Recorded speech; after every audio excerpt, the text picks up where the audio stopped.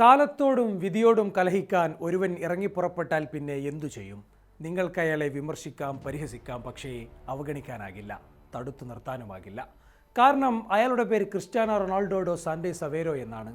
ഖത്തറിൽ കരഞ്ഞു മടങ്ങിയപ്പോൾ അയാൾ ഉടലോടെ തീർന്നെന്ന് കരുതിയതല്ലേ? എന്നിട്ടോ കൂടുതൽ വീര്യത്തോടെ അയാൾ തിരിച്ചു വന്നു. 4 വർഷങ്ങൾക്കിപ്പുറം 41-ാം വയസ്സിലും അയാൾ പന്ത് തട്ടുന്നുവെങ്കിൽ നിങ്ങൾ ആ കാലിൽ നിന്നും അത്ഭുതങ്ങൾ പ്രതീക്ഷിച്ചേ പറ്റൂ. കാരണം അയാളുടെ ചരിത്രം അതാണ്. തീർന്നു എന്ന് വിധി കുറിച്ചപ്പോഴെല്ലാം പുതിയ ചരിത്രങ്ങൾ തീർത്തതാണ് അയാളുടെ ചരിത്രം. ആദ്യ മത്സരത്തിൽ നിരായുധനായപ്പോൾ പാഞ്ഞെടുത്തവരെ തിരിച്ചോടിക്കൊള്ളൂ. അയാൾ തൻ്റെ ആയുധങ്ങൾക്കെല്ലാം മൂർച്ച കൂട്ടിയിട്ടുണ്ട്. തനിക്ക് നേരെയുയർന്ന വിമർശനങ്ങൾക്കെല്ലാം മറുപടി പറയാൻ അയാൾക്ക് വേണ്ടി വന്നത് വെറും 7 മിനിറ്റ്. മൈതാനത്തിൻ്റെ വലതുപാതിയിൽ നിന്ന് ജാവോ കാൻസെലോ ആ പന്ത് അളന്നു മുറിച്ച് ബോക്സിലേക്ക് നീട്ടി നൽകുമ്പോൾ ഉസ്ബക്ക് പ്രതിരോധ നിര അറിഞ്ഞില്ല ഒരു കൊടുങ്കാറ്റ് എവിടെ ഒളിച്ചിരിപ്പുണ്ടെന്ന്. കണ്ണുവെട്ടിച്ചൊരു ഗറില്ല പോരാളിയെപ്പോലെ പ്രതിരോധ കോട്ടകളെയെല്ലാം തകർത്ത അയാൾ ആ പന്തിലേക്ക് പാഞ്ഞടുക്കുകയാണ്. ഹ്യൂസ്റ്റൺ സ്റ്റേഡിയം ഒരു നിമിഷം ശ്വാസമടക്കി പിടിച്ച് നിശബ്ദമായി നിന്നു.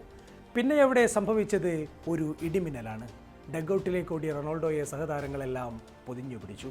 ഒടുവിൽ ഗാലറിയെ നോക്കി വായുവിൽ ഉയർന്നു ചാടി തൻ്റെ സ്വതസിദ്ധമായ സ്യൂ സെലിബ്രേഷൻ പൂർത്തിയാക്കുമ്പോൾ വിമർശനക്കോട്ടകൾ ഓരോന്നോരോന്നായി പൊളിഞ്ഞു വീണു. മാഞ്ചസ്റ്ററിലും മാഡ്രിഡിലും ടൂറിനിലും ലിസ്ബണിലുമെല്ലാം കണ്ട അതേ സെലിബ്രേഷൻ ജബുലാനിയിലും ബസൂക്കയിലുമെല്ലാം പതിഞ്ഞ കാലുകളാൽ ട്രയോണ്ടയും അനുഗ്രഹീതമായിരിക്കുന്നു. 6 ലോകകപ്പുകളിൽ ഗോൾ നേടുന്ന ആദ്യത്തെ മനുഷ്യൻ. നേരം പുലർന്ന സിഡ്നിയിൽ, പാതിരാവായ കേരളക്കരയിൽ, ഉച്ചയോടടുത്ത ഗാസയിൽ, സന്ധ്യമയങ്ങുന്ന യൂറോപ്പിൽ, അങ്ങനെ മനുഷ്യവാസമുള്ള ഇടത്തെല്ലാം അയാളുടെ തിരിച്ചുവരവ് ആഘോഷിക്കപ്പെട്ടിരിക്കുമെന്നുറപ്പ്. പിന്നീട് മൈതാനത്ത് നമ്മൾ കണ്ടത് കാണാൻ ആഗ്രഹിച്ച റൊണാൾഡോയെയാണ്.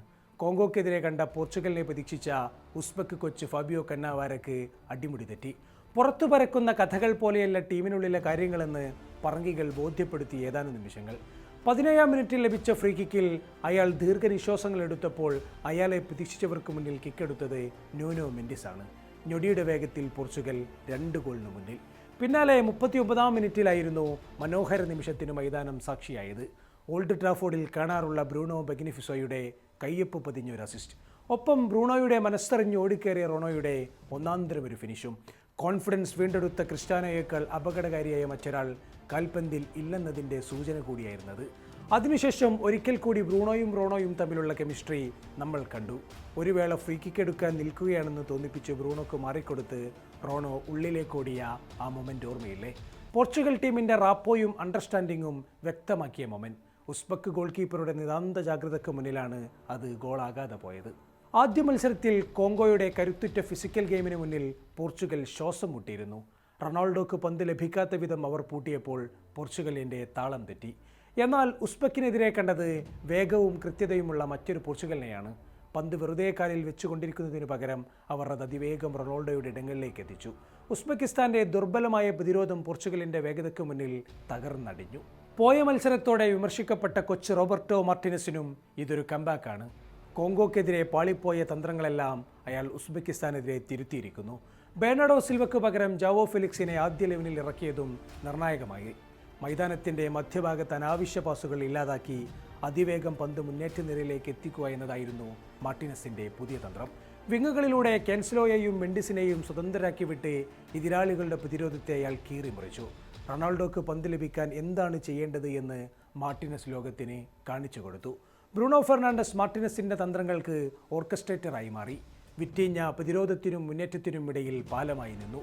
ഗോളിൽ പേരില്ലെങ്കിലും ജാവോ ഫെലിക്സിൻ്റെ വേഗവും സാന്നിധ്യവും ഉസ്ബക്ക് പ്രതിരോധത്തെ ഛിന്ന ഭിന്നമാക്കുന്നതും കണ്ടു. എങ്കിലും ഈ ദിനം റോണോയുടേത് മാത്രമാണ്.